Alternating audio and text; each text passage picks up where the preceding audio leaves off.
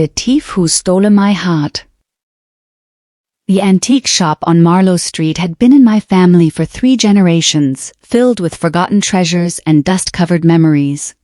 I spent my days cataloging estate sales and polishing silver candlesticks, content in my quiet corner of the world.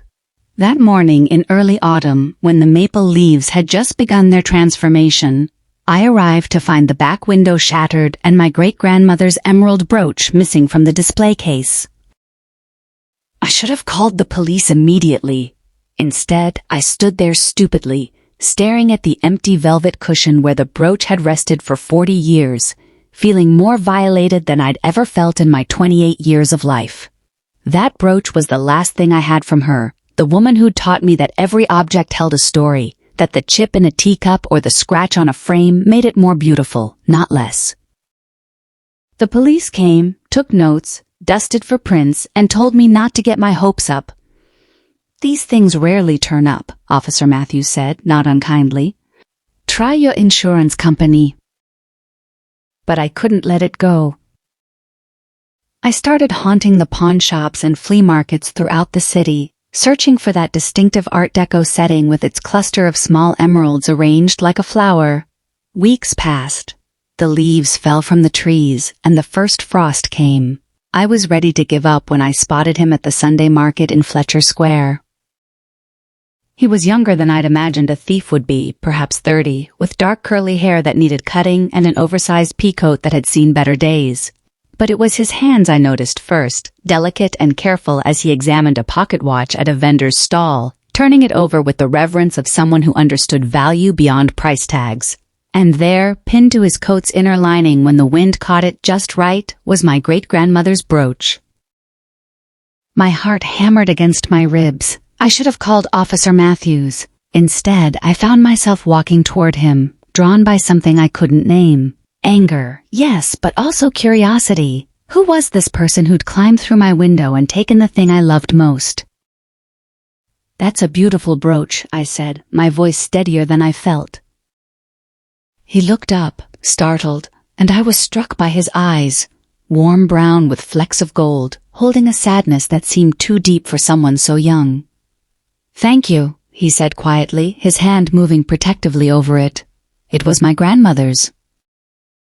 The lie was so bold, so audacious, that I almost laughed. "Really? That's interesting, because it was my great-grandmother's. She wore it on her wedding day in 1952. The color drained from his face. For a long moment we stood there in the middle of the bustling market, the world moving around us while we remained frozen in that terrible electric moment of recognition. "I can explain," he said finally. "I'm listening." He glanced around nervously. "Not here, please. There's a cafe around the corner. Give me 10 minutes to explain, and if you're not satisfied, you can call the police and I won't run." Every sensible instinct screamed at me to refuse, to call the police right then. But something in his expression, shame, desperation, and underneath it all, a kind of fierce integrity, made me nod. The cafe was nearly empty, just an elderly couple in the corner and a student absorbed in a laptop. We sat by the window, and he ordered 2 coffees with shaking hands. "My name is James," he began, wrapping his fingers around the warm cup as if seeking comfort. "And you're right, I stole your brooch, but I need you to understand why." He told me a story I wasn't prepared for. His younger sister Emma had a rare blood disorder. The treatments were experimental and expensive, not covered by insurance. Their parents were gone. He'd been working 3 jobs, but it wasn't enough, would never be enough. He'd been desperate, standing outside my shop in the rain at 3 in the morning, telling himself he'd just look, just see if there was a way in, not really planning to do anything. "But then I saw it," he said, his voice barely above a whisper. "The brooch. And I thought, just this once.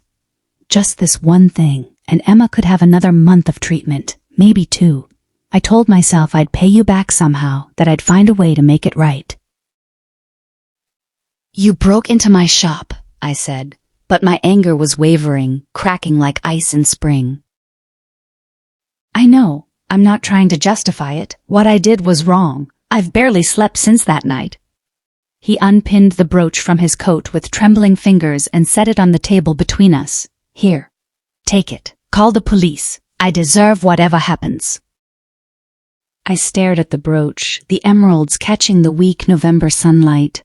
I thought about my great-grandmother who'd survived the war, who'd told me that things were just things, but people were everything. How old is Emma? I asked. 14. I made a decision that would have seemed impossible an hour ago. I picked up the brooch and, instead of pocketing it, I pinned it back to his coat. Sell it, I said. Get your sister the treatment. What? No, I can't. You can and you will, but on one condition. I pulled out one of my business cards and wrote my personal number on the back. You come back when Emma's better. You tell me her story. And maybe, if you're interested, you help me at the shop on weekends. I could use someone who understands that objects have meaning, who handles a pocket watch like it matters. His eyes filled with tears. Why are you doing this?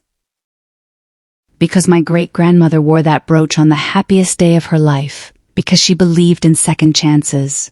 Because I think you're a good person who made a desperate choice, not a thief who happens to have a heart. That was 6 months ago. Emma's in remission now, the treatment's working better than anyone hoped. James comes to the shop every Saturday, and we've developed a rhythm. Him in the back cataloging new arrivals, me up front with customers. We've started taking our lunch breaks together, sharing sandwiches and stories. Last week, he brought me a first edition book he found at an estate sale, something he knew I'd been searching for. I haven't told him yet that somewhere between that first coffee and now, between watching him carefully wrap a customer's purchase and listening to him laugh at my terrible jokes, he stole something else from me. Something I'm discovering I don't want back. The emerald brooch sits in the display case again. James insisted on returning it once the bills were paid, though I told him it wasn't necessary. But every time I look at it now, I don't see a theft. I see a desperate brother's love, a second chance given and taken, and the beginning of something that feels like coming home. Some thefts I've learned are the best thing that ever happened to you.